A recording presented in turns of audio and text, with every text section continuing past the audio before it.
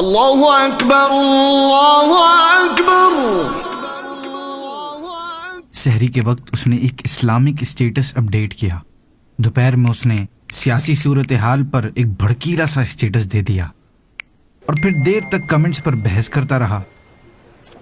شام کو ٹیکنالوجی پر لکھا گیا ایک آرٹیکل مجھے سینڈ کیا، پھر یوٹیوب سے کامیڈی کلپس کے لنک سینڈ کرتا رہا۔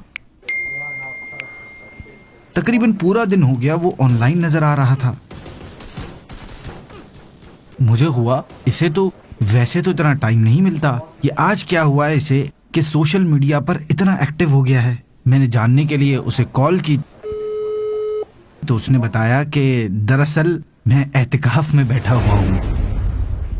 اعتکاف کا مطلب دنیا سے منہ موڑ کر چند دنوں کے لیے صرف اور صرف اللہ کے ہو کر اس کی عبادت اور ذکر کرنا ہوتا ہے، جبکہ ہم نے اسے مسجد میں بیٹھ کر صرف وقت گزارنا بنا دیا ہے۔ اللہ پاک ہمیں اعتکاف کا صحیح معنی سمجھ کر اس پر عمل کرنے کی توفیق نصیب فرمائے۔